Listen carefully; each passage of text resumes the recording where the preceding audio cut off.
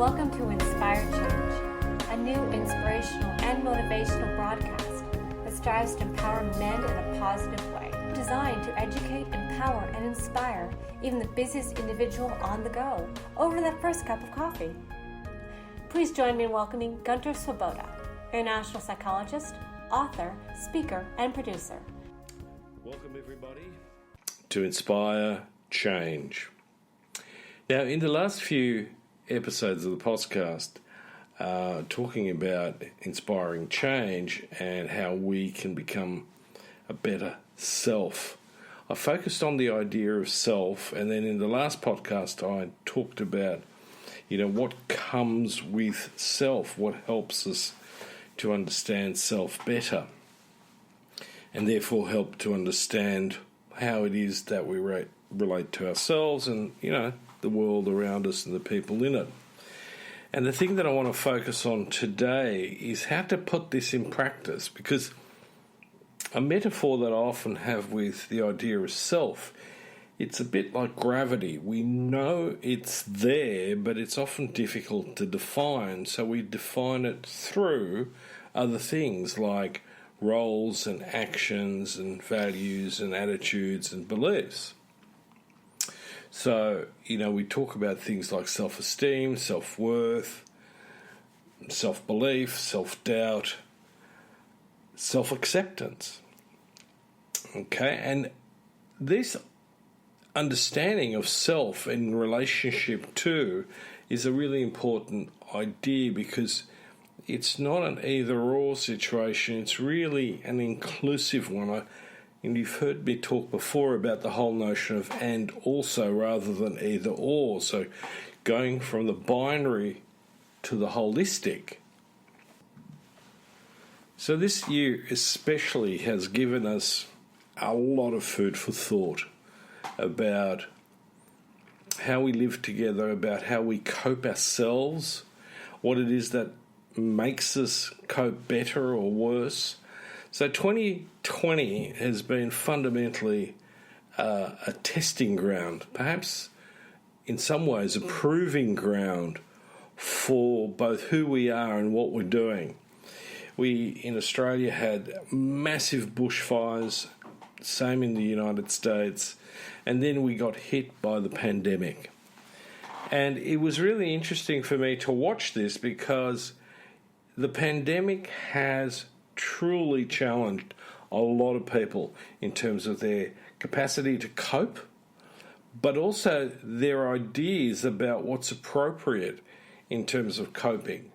What do we do with this whole notion of, complying in a sense to what our leadership wants us to do or doesn't want us to do, and our individual struggles with that, but then also the community, our sense of the collective and how we deal with that. So it's really been fascinating to watch. As a psychologist, I'm sort of sitting back, and there are moments where I go, if we want to call ourselves civilized, we need to actually start thinking about what that truly means, because some of our behaviour in this whole thing has been less than civilized. We may pay lip service to that idea of civilization, but it's not truly the case. Now, on the weekend, we were very lucky at home. We had my daughter and my son-in-law and their two boys staying with us, and my son and his girls came over, my 4-year-old granddaughter and his essentially 11-year-old step-granddaughter, and, my son's partner. And we were all, a bit stretched because we've downsized and our place is not exactly massive, but we made the most of it. And that is that there were, certain things we can and couldn't do. And so one of the things that we did decide to do was to actually play a game of cards, Uno. And the kids were super excited. My 6-year-old grandson, my almost 4-year-old grandson, and my 4-year-old granddaughter were loose on the rules. They hadn't really sort of been obviously playing a great deal, and the 11-year-old was switched on and into it, and particularly focused on the need to play by the rules. So, we had a fairly interesting start to the whole thing. And so what eventuated fairly quickly was that my granddaughter, who is essentially a Viking in training, and particularly, determined and headstrong, ran into the problem that she was not winning.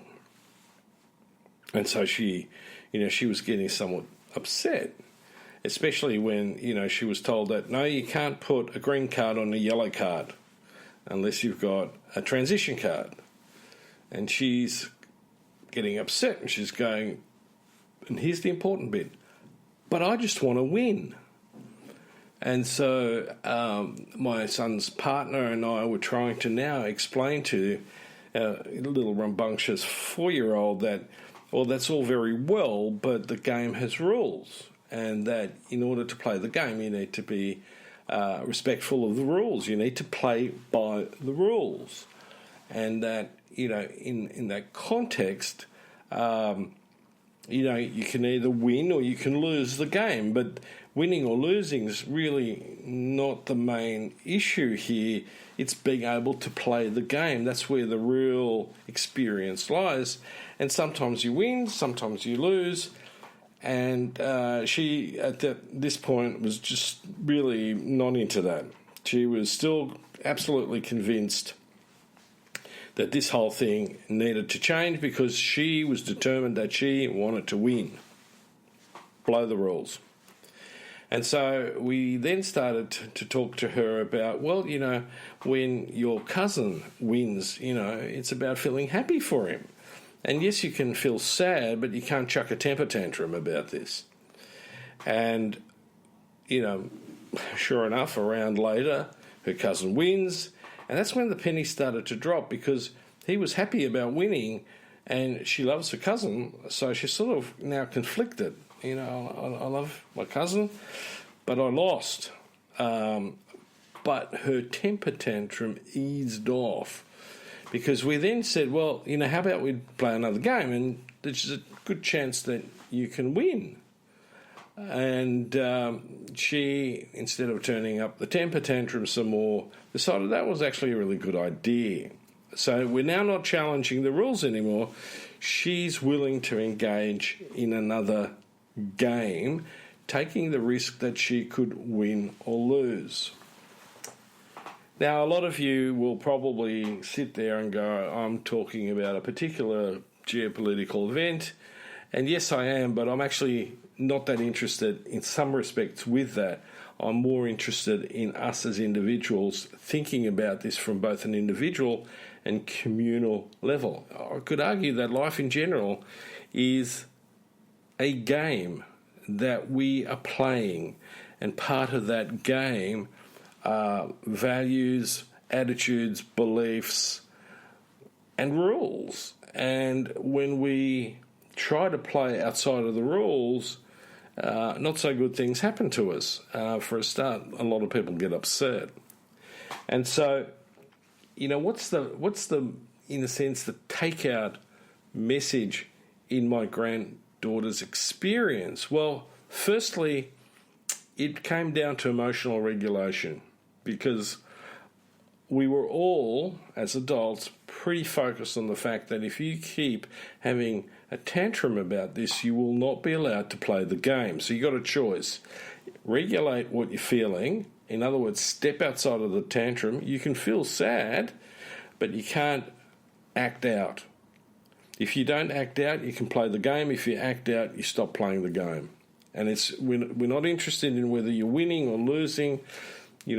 Winning and losing is just part of the game. And so that's a really important aspect.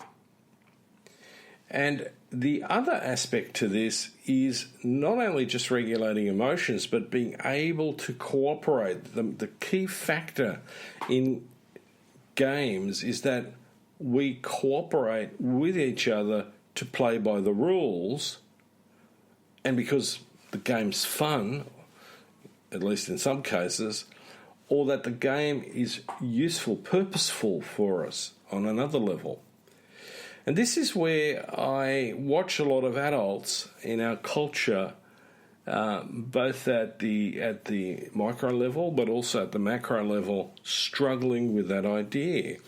And so the other thing that I was sort of thinking about alongside trying to manage my granddaughter to some degree was the idea that here is a really good example of our capacity to play the game of life from an emotionally mature perspective.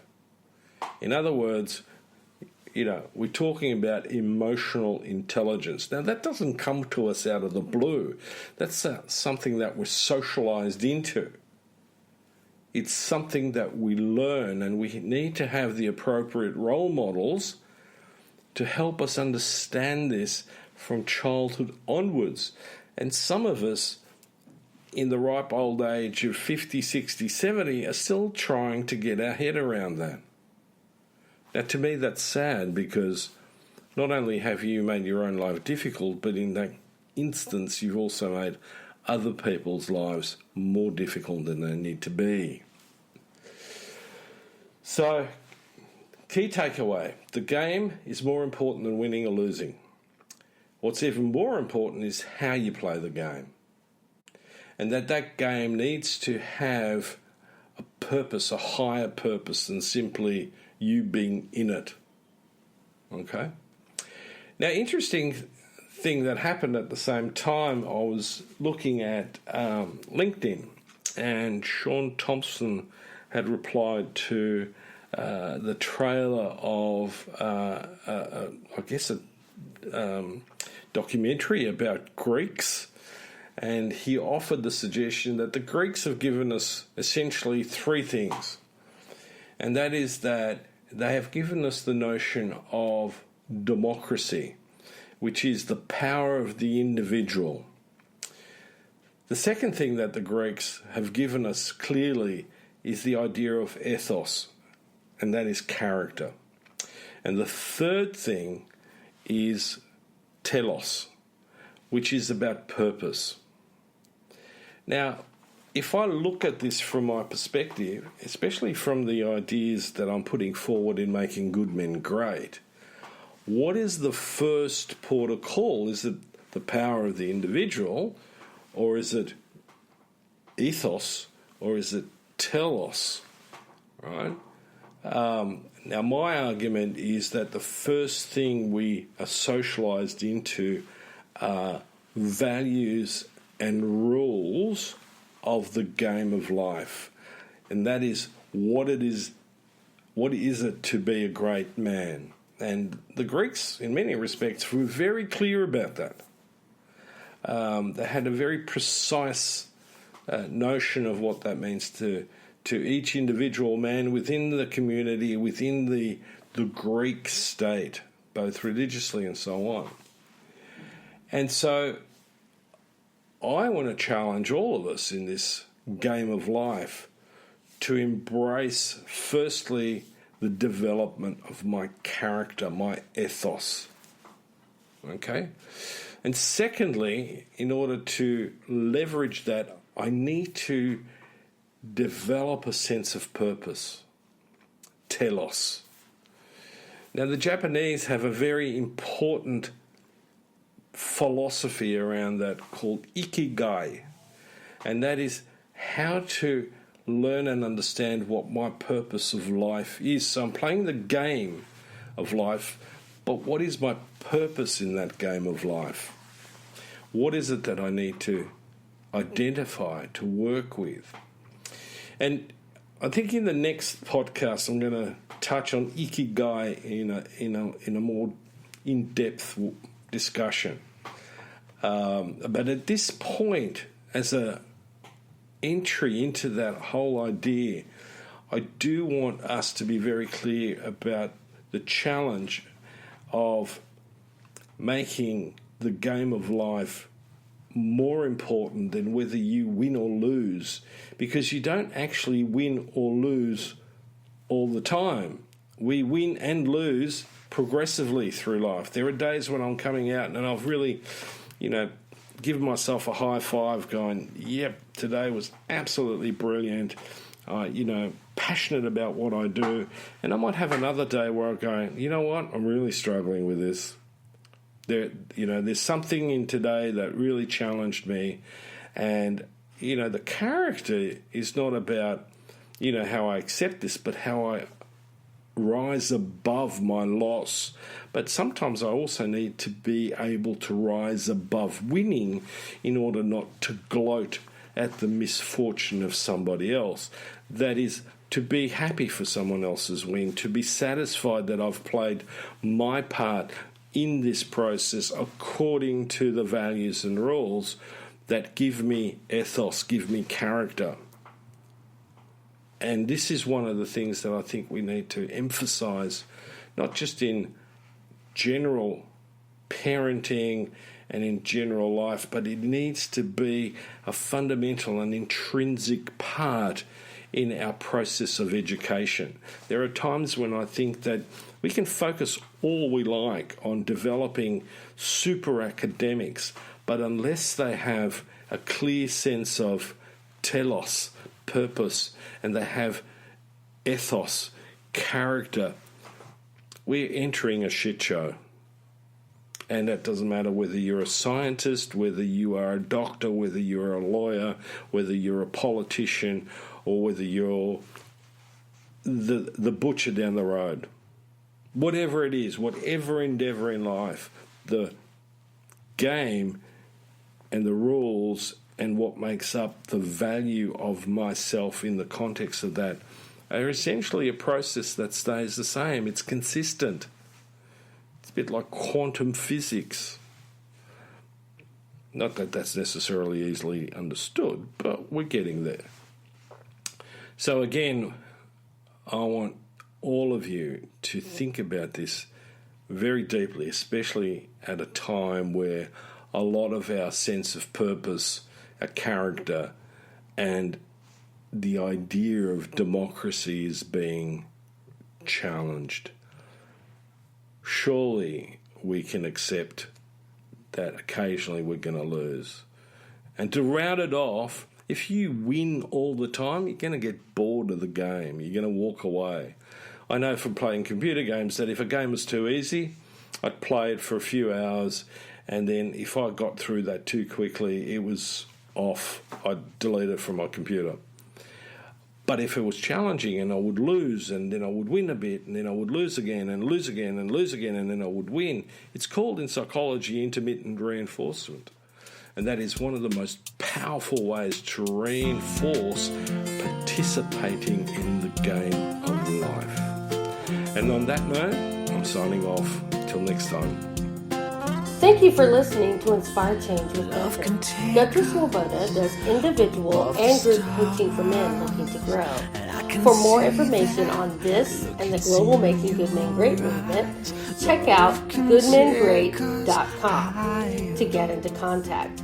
If you have a topic for the show or would like to be a guest on the air, please email producers at miranda@noirtainment.com. That's Miranda, Miranda, at noirtainment, noirtainment.com.